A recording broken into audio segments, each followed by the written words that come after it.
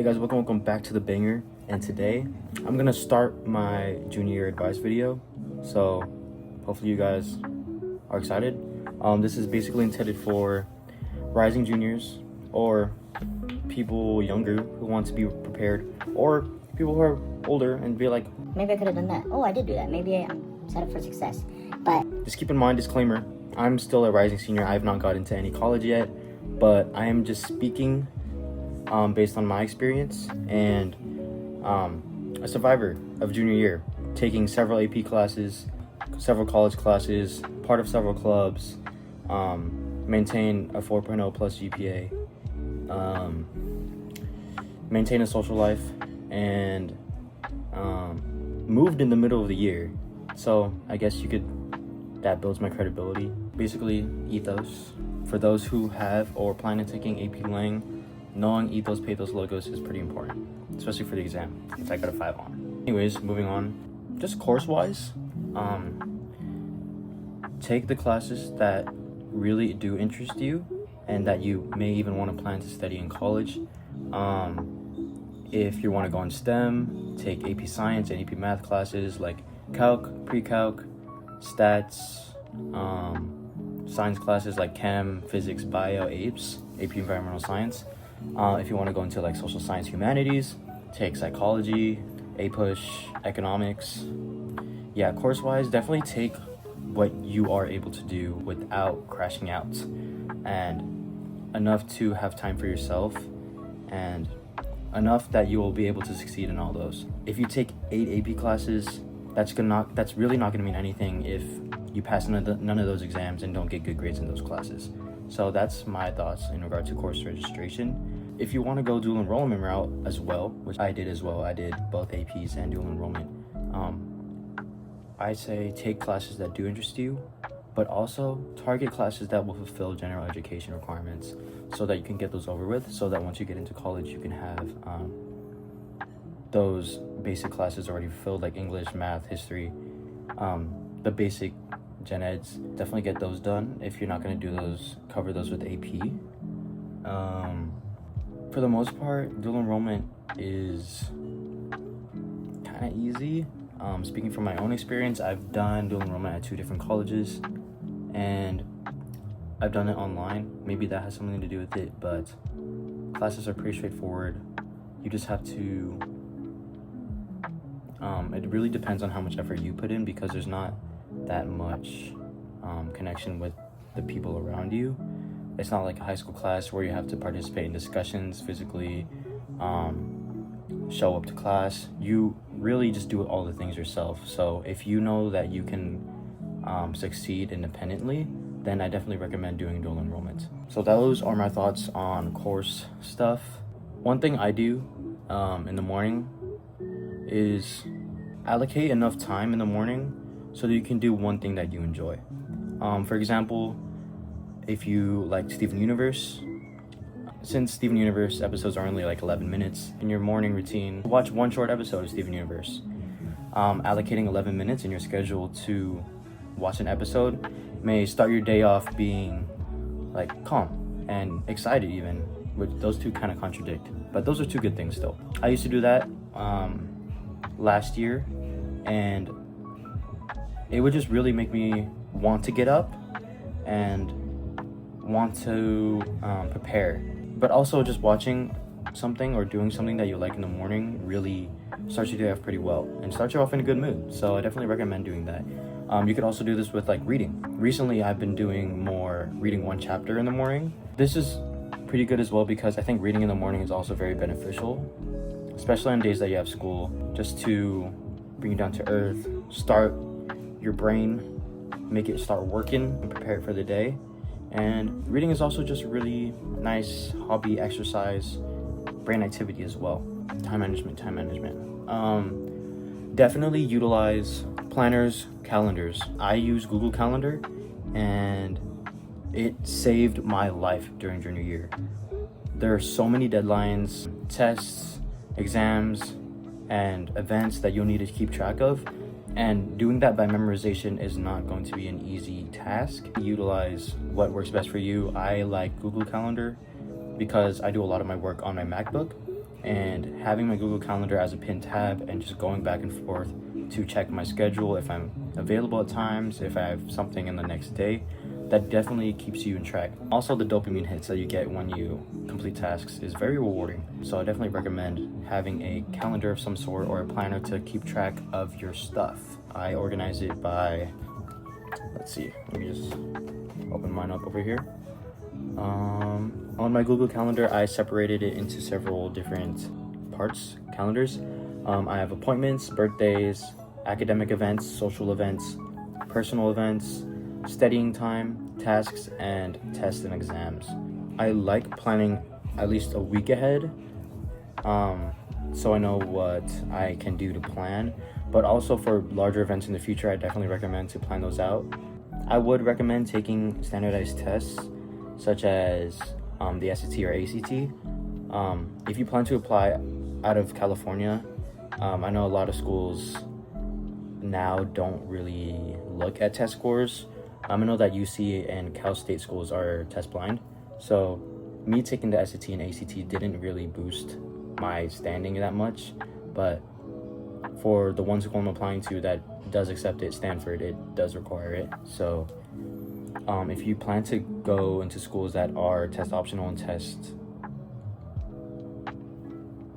required, definitely take those standardized tests. But bringing this back to Google Calendar, having those tests planned out in your calendar gives you studying time. What I did was, for example, I planned on my calendar a few months before the SAT occurred.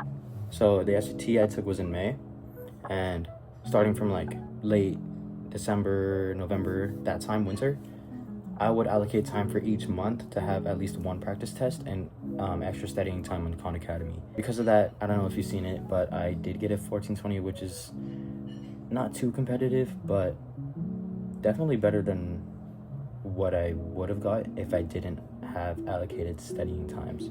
I feel like having a calendar or something to track your progress definitely helps you and stay motivated. Also, AP exams, similar to that, if you're planning on taking AP exams, plan those in your calendar as well and allocate a lot of studying time. Especially in the month of May and April, you're gonna have a lot of time that's allocated towards AP classes and studying. So when you're taking a lot of APs like I did, those can intertwine a lot. And I also took the SAT in May, so that made things even worse. But I definitely have different days and times to study for each subject, and also do targeted studying. Focus on what you can't do, and don't just do passive studying techniques like reading and highlighting, but also do more active stuff like active recall and games. Or one method I really did utilize during my junior year to help study was pretending I'm a teacher. I would go over notes or go over what I remembered just in my head without anything around me and pretend I'm teaching the subject itself. And that really helped me understand it and also understand how to teach it to make others understand, which indirectly made me understand more, if that makes sense. One other thing to keep in mind is be a participant, be active, and engage in your classes. This doesn't mean raise your hand every time the teacher asks a question or sit in the front of the class and be the kid that's like, oh, what about last night's homework? You don't want to be that person, but definitely be attentive and engaged in the content. This will help you get letters of rec later on and maybe even get you higher grades if possible. There are some teachers, especially in high school, that will let you round grades if you do well in their class and do things on time. So definitely keep track of your assignments, do things on time, get those assignments turned in. And to those teachers that you do that for, they will notice it, they will reward you, and if you keep up with them, if you're active in their class, they may even want to write a letter of recommendation to you, which is very helpful in senior year. So yeah, definitely keep that in mind. Be active and engaged. Networking in class also helps you form resources. Well, people aren't resources. So you have people to trust and go to when you have questions or you're confused, not just your close friends. Definitely start kind of like pre-game senior year. I'm talking start looking at college essay prompts, start looking at what schools you want to apply to, start looking at scholarships, start learning about financial aid, start looking at what is in your range, what you can aim for, and what you can do to get to the schools that you want to. Personally, I started my personal insight questions for the UC applications several months before the end of my junior year, and that definitely helped me a lot because as of now, the UC application opens in a few days, and I already have most of the PIQs done, and I feel like that really helped me. So to get ahead of it, if you can, start the college stuff now, or not now, in your junior year, so that it's not all in your senior year, because most likely if your junior year was hard, your senior year is probably going to be hard too. In my case, it's going to be harder. Or at least I think it is. Extracurriculars. Be involved in your community and participate in as many extracurriculars as possible, because when looking at college apps, grades is just the base. Grades is just the threshold to get into top programs and stuff like that. You need to go above and beyond with your extracurriculars. Be involved in your community, volunteer, get those hours in, be involved in clubs, and maybe even attain more leadership roles, which definitely help you. Start looking at summer programs or other programs that you can do on the side, internships, paid or unpaid. Those can definitely help you out and get you some experience and brush up on your resume as well. One thing to do in regard to time management, also self-care, is to have one fun activity every day that you feel like rewards you, that's not academic related.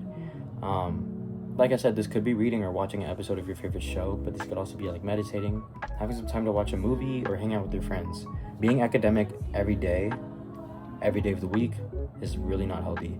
You need to allocate time for yourself and for people that care about you. Doing that really also motivates you as well. One thing to do also is keep track of your progress on your extracurriculars, like if you're in a club or if you're doing volunteering hours. Keep track of those and how much hours you contribute to those per week, because during senior year you're gonna have a lot of scholarships and college applications that ask you to measure how much you contributed to a lot of your extracurriculars in hours and weeks. So having that already logged out for you makes things so much easier. Right now I'm doing my Common App and another scholarship application, and they're asking for my weekly commitments to my main 10 extracurriculars, and I had to do some math and look back at my schedule. When did I do this? When did I end this? But having those things logged out or logged can help you keep track of it and later put those on your applications way easier. So that's another tip. This is a kind of a small tip. This is kind of a small thing that's not that important, but utilize being a student. There are a lot of student discounts that you can qualify for, especially if you're doing dual enrollment. You can use your college ID for a lot of things, like I know there's a lot of subscriptions that you can get for free. I think Spotify Premium, like Peacock, and a lot of food places you can get a lot of discounts for. Some are for your grades, some are for just being a student, so definitely look into that. Going back to this earlier, I talked about letters of rec a bit, but ask for your letters of recommendation to teachers that know you as a person, that want to see you succeed. I got letters of recommendation from 3 of my teachers. One I used for an internship, the 2 others I'm going to use for scholarships and college applications. But those 3 teachers, I really enjoyed their class and contributed a lot, and I hope that they know that I was a great member and great contributor in that class, and I'm hoping that if they saw that, that's the reason why they agreed to write such great letters of recommendation to me or about me. Look at summer programs and look at those a few months in advance. Starting the 2nd semester of your junior year, look at summer programs that you might be interested in and keep track of those dates to apply to them. There are so many summer programs that I wish I got in. My summer after junior year, I did a mentorship, a cultural mentorship and academic mentorship at Berkeley, UC Berkeley, for a weekend, and I got to dorm at Berkeley. I actually posted a vlog if you haven't seen that. I also did a 6-week internship at UC Santa. Well, I didn't do it at UC Santa Cruz, but I worked with a professor at UC Santa Cruz. And I got to present my findings in front of 100 people at UCSF. That was another extracurricular I did. Another extracurricular I partook in was being a tutor on Schoolhouse.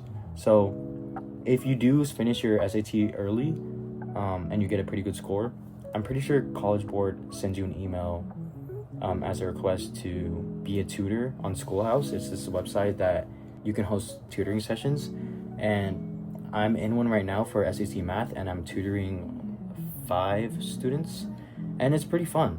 I like setting up those slides to teach them and hopefully make them succeed in the SAT. So if you do plan to take the SAT, and if you do get good scores, you may qualify to be a tutor. And those actually get you community service hours, and you can also put that on your resume and college app.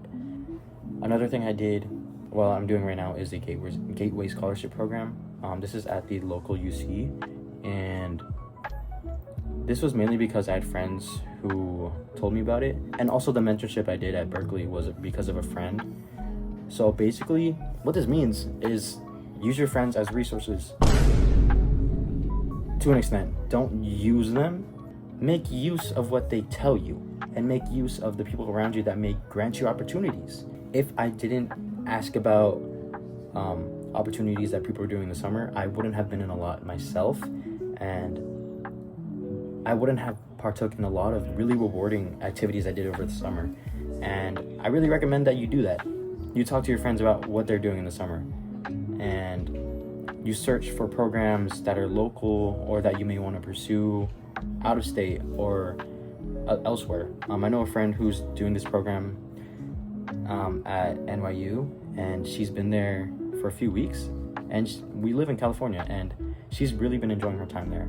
So definitely, in regard to summer programs, look at those applications and apply to a lot of them, please, because there's one I got my rejection on camera.